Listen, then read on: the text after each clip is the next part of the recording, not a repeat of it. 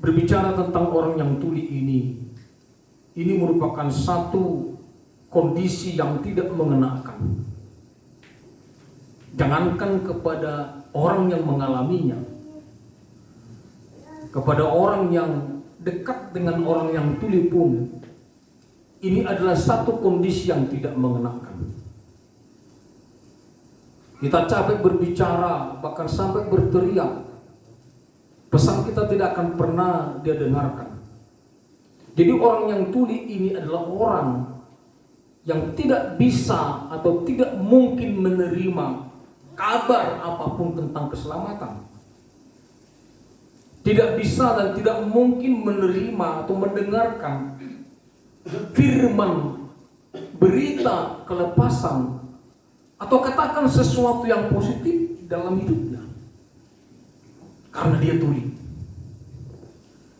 Dan orang yang tuli ini, saudaraku yang kekasih di dalam nama Yesus, kalau kita pernah melihat atau menonton TV, kalau di sana ada humor tentang bapak bolot, kalau kita melihat kondisi itu, ini akan menggemeskan. Kita berbicara A, dia respon B, kita berbicara B, dia respon sebaliknya. Karena apa? Karena dia tidak bisa mendengarkan. Tetapi bukan hanya dia tuli. Alkitab katakan selain dia tuli, dia juga gagap, saudaraku. Ini perpaduan Ajis gagap dengan Haji Bolot. Sudah dia tidak mendengarkan, berbicara pun dia gagap. Jadi dua kondisi ini, saudaraku, apabila salah satu di antara kondisi ini pun, ini sudah menjengkelkan orang. Jadi saya tidak berbicara tentang pribadi orang yang mengalaminya, tetapi pribadi orang yang mengalaminya dengan pribadi orang-orang yang hidup di sekitar orang-orang yang sedemikian.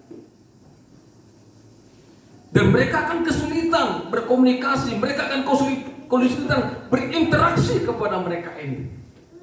Coba bayangkan, dia sudah tuli, gagap pula.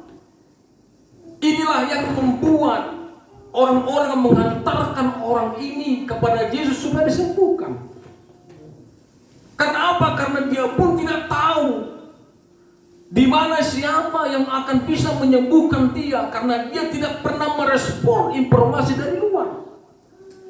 Sehingga kondisi ia tidak mampu menyerap segala yang baik, menerima informasi yang baik, sehingga ia sama sekali buta akan apapun. Sehingga orang lain yang mengantarkan orang ini supaya disembuhkan oleh Yesus. Saya tidak tahu, bisa jadi ada dua hal yang membuat orang-orang mengantarkan orang ini. Bisa oleh karena belas kasihan, bisa juga oleh karena saking kesalnya. Kalau ngomong sama dia tidak nyambung-nyambung, kalau dia pun berbicara kita tidak tahu. Daripada pusing kita, daripada susah dibuat oleh orang ini, yuk kita antarkan kepada Yesus supaya disembuhkan. Bisa jadi karena merasa kesal. Saudaraku yang kekasih di dalam nama Yesus,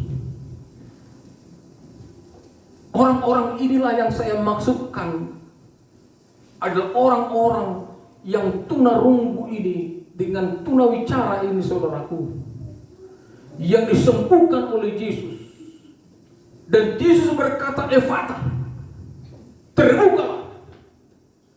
Apa yang selama ini tertutup kepada mereka, apa yang selama ini terselubung kepada mereka, apa yang selama ini tidak pernah diterima oleh orang ini, Yesus berkata, Efata, terbuka. Dan pada saat itu kata firman Tuhan, maka ia mulai berbicara. Ia bisa mendengarkan dengan baik. Puji Tuhan. Saudara yang kekasih di dalam nama Yesus, kalau ada orang yang tuli tidak mendengarkan, itu wajar. Kalau ada orang yang gagap, tidak bisa berbicara dengan fasih dan tidak jelas apa yang disampaikan, maka itu wajar, saudaraku, karena mereka memang mengalami sakit demikian. Tetapi tidak tahukah saudara bahwa apa yang terjadi kepada orang yang tuli secara fisik Ini sebenarnya bisa terjadi kepada orang-orang yang tidak tuli secara fisik.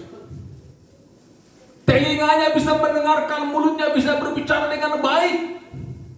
Tetapi sering sekali telinga yang mendengarkan dengan baik tetapi tidak mau mendengarkan. Telinga yang bisa mendengarkan dengan baik, mendengarkan tetapi tidak mau menerima. Telinga yang bisa mendengarkan dengan baik, tidak menerima, bahkan memberontak kepada firman kebenaran. Saya mau katakan mana lebih baik? Telinga yang tidak bisa mendengarkan daripada telinga yang bisa mendengarkan tetapi tidak mau menerima dan memberontak kepada firman Tuhan. Orang-orang yang seperti ini, saudaraku, mungkin ia bisa melenggang bebas ke sana kemari, bisa mendengarkan informasi A, informasi B, bisa dengan bebas mendengarkan apapun. Tetapi manakala ia mendengarkan firman Tuhan tidak merespon, manakala ia mendengarkan firman Tuhan tidak mau menerima firman Tuhan, bahkan manakala ia mendengarkan firman Tuhan tetapi memberontak kepada firman Tuhan, melawan firman Tuhan, ini jauh lebih susah. Ini jauh lebih berdosa. Ini jauh lebih fatal daripada mereka yang hanya sekedar tidak mampu secara fisik mendengarkan. Itu sebabnya dalam kitab Markus, dalam kitab Matius, dalam kitab-kitab yang lainnya, Yesus berkata, siapa yang bertelinga hendaklah ia mendengarkan apa kata firman Tuhan. Bahkan diulangi dalam kitab Wahyu juga, hendaklah mereka yang menerima, hendaklah mereka yang memiliki telinga mendengarkan apa kata Roh itu kepada mereka. Kenapa sampai berkali-kali nasihat ini disampaikan oleh firman Tuhan? Karena banyak orang yang punya telinga tapi tidak mau mendengarkan. Banyak orang yang punya telinga tetapi tidak mau menerima. Banyak orang yang punya telinga dan sungguh-sungguh tajam pendengarannya, tetapi dia memberontak melawan firman Tuhan yang dengan sadar ia lakukan itu dalam kehidupannya. Hal ini sangat memilukan. Kalau yang sakit oleh karena secara fisik, Tuhan akan sembuhkan. Demikian juga saudaraku yang tuli, yang tidak bisa berkata-kata dengan baik. Saudara coba, saudara perhatikan, apa maksud Tuhan memberikan telinga dan mulut yang baik kepada saudara?